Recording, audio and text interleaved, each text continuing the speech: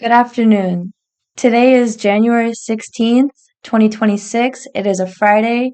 My name is Rosa, and I am here with Mr. Pokong Chen.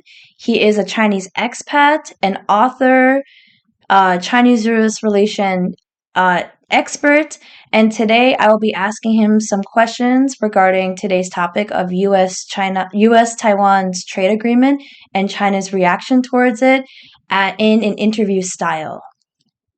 The purpose of this interview is two main factors. The first one for the American audience is that they will be able to understand politics through the mind of a Chinese person, such as Mr. Chen himself.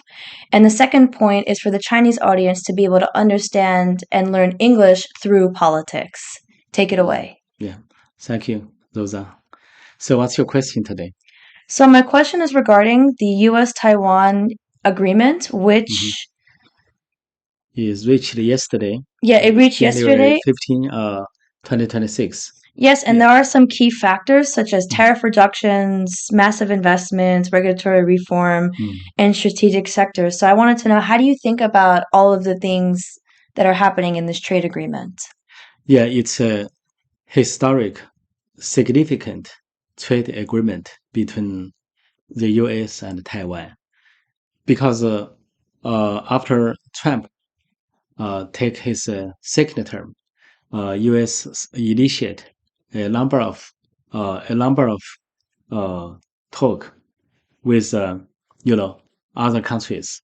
So I think this agreement between U.S. and Taiwan may be the best one, very favorable to Taiwan. The key points, as you said, tariff is a reduced tariff to 15% and equal reciprocal, right? So especially for semiconductor or related, and for many areas that's zero tariff each other. More than 1,000 products is zero tariffs each other. So this is one side. Another side is the fact is Taiwan will do investment to the U.S. about 250 billion US dollar to set up semiconductor production line in America, mostly in Arizona. And also Taiwan will provide another 250 billion credits to make sure this investment, guaranteed. So, and based on this, you can see there is a tie between US and Taiwan get more closely each other. Because Taiwan, as you know, Taiwan semiconductor is occupied 90% of the world provision. So Taiwan is a small island country. However, Taiwan is a big country for semiconductor chips, or AI chips. So America combined with Taiwan, so make these two economic body, America and Taiwan, more closely tied to each other. So then, furthermore, the security and tied to each other, and many affairs tied to each other. So that's very important for America and also very important for Taiwan, especially for Taiwan. That's a guarantee not only economic tie, but also a guarantee a security tie with U.S. with Taiwan. I see. So, as you know, China is against this trade. They fear that it breaks sovereignty, that it breaks the US-China Joint Comic Agreement of 1972, because China claims that Taiwan is a part of China, but the US believes that Taiwan is its own sovereign nation. How do you feel about China's retaliation towards this agreement? China, the communist China in Beijing, they protest this agreement. They require America to cancel the agreement, and said if you don't cancel, we'll face severe consequence. And this is a threatening words, and also said, as you said, they said violation of one child policy, or 3 U.S.-China joint declaration or communiques, and something else. However, I think China's protest is pretended, pretended, and pretended, and also sometimes is fake. What I mean is because it's a propaganda for Chinese people inside more than they say something really outside. Because on one hand, China has no rights to involve America and Taiwan's agreement or talk or any relationship. Because for long run, even since 1979, when China and the US set up formal diplomatic relationship, there is a Taiwan Act law or Taiwan Act from US. So China, CCP, they admitted American treat Taiwan has a special relationship.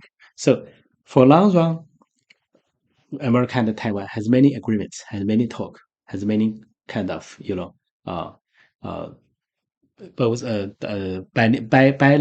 bilateral relationship and agreement. So China, this protest looks weird. It's unusual, and I think China protest wants to say Taiwan is part of China, so America should not talk with China, should not talk with Taiwan, should talk with China, and China on behalf of Taiwan. That's impossible. That when China talk about one China policy, but actually three sides has different opinion. China one China policy or one China definition.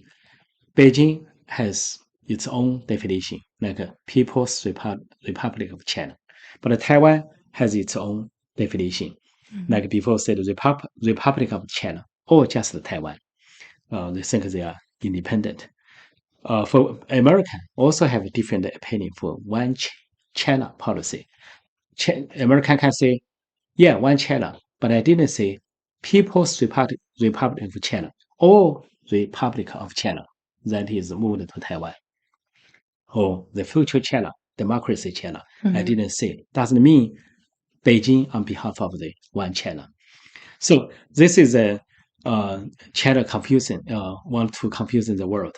Another thing, when China condemn this trade agreement, condemn U.S. and Taiwan, and use so-called China-U.S. 3 joint declaration. However, it's funny. Think about China and the UK has joint declaration or communicate about Hong Kong that signed in 1984, even later time than China signed something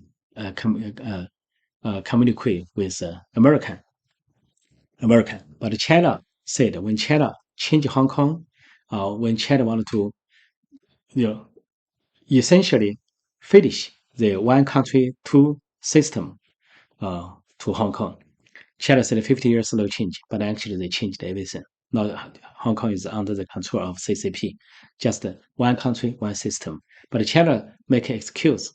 When they said China violate the China-UK joint declaration, CCP said, oh, the declaration is a historical document. It should be expired. So this is behind later than the American. So if this time China use a U.S.-China joint declaration, then the same logic he should say it's a historic document should be expired. So that does make sense. So that's why I said China's condemn, China's protest is fake or protest, and also they cannot do anything, they cannot change anything. So Taiwan is a member of WTO, Taiwan is a member of APEC, APEC. They attended the meeting. So if China said only China, no Taiwan, why Chinese leader and the Taiwan leader attended the same meeting, like APEC, Asian Pacific Cooperation, peak. They attended the same time.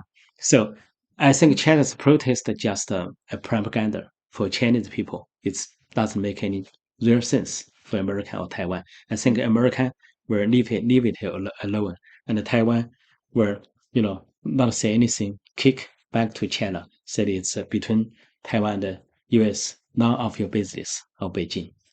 Yeah.